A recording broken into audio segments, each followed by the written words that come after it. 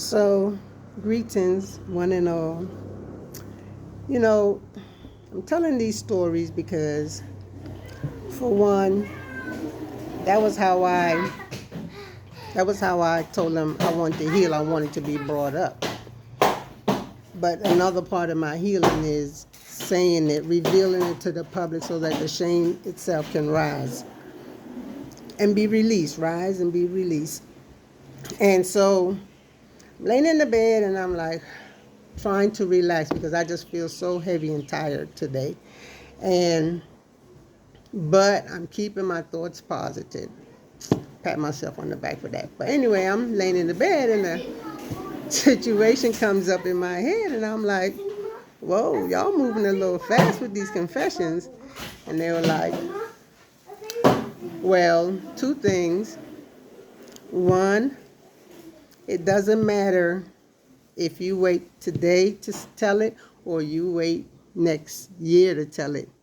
That feeling you feel when you getting ready to sell something, you're going to have it next year too. So you want to expose people, expose yourself. If you expose yourself, what can someone say about you that matter? If you expose your dark secrets, you can talk about who you want because who can shame you? Huh? Who can shame you? So it seems like a lot of my shame is dealt with um, my woman part. And so a few years ago, I was counting on my fingers how many partners I had. And boy, when I tell y'all, shame. And I know I'm 60 plus, so I have a few years under my buckle, but that is not even the worst part of the shame. I was a skilled sleep with who I wanted to person. I had over 20 partners. And I was married and I was a Christian and I worked at the church. I didn't give one, you know what. I did what I wanted to do. And I feel like I had so many partners because I just never had the love. So in every one, I'm looking for this or I'm looking for that or is this the one or what does he have to offer or none of them was my perception altogether. I had a lot of them had good characteristics. That's the only way I could really be attracted to them. But they had good characteristics, but I didn't want peace here and peace there and peace here and peace here. So I had partners.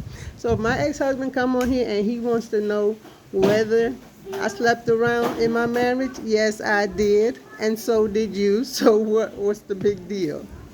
What's the big deal? We got married. I left Texas to go back to Maryland to get all my stuff. You talking about wait till like 3-4 months later. I'm like, how the heck I'm going to be away from my husband that long? And so I'm like, no.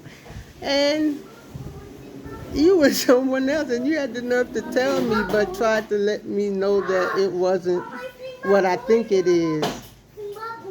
But only because my uncle told me that I was going to be in this relationship, it wasn't going to work. I had to swallow my pride and make it work. So, yes, that is a shame confession. Maybe it's not a shame confession for other people, but in my community, I guess it should be. And I don't care anymore.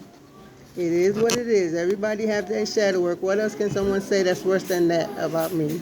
Because Christians make a good big deal about that. Oh, she had adultery. Yeah, more than one.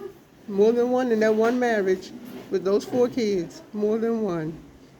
He was a piece of shit. He couldn't satisfy me. Of course I had to go somewhere else and try to find a piece of him that's missing. I didn't even want him to touch me. I despise that man so much. I didn't want him to touch me. Every so often. I felt like Silly from The Color Purple where all he do is crawl up on me, do his business, and get off. That's exactly what that was. That's exactly how I felt. Why they ever put that movie out? But anywho, don't. Now guess what? It's free game. Anybody that hurt me, I can talk about you because that was a shame for me. That was a shame.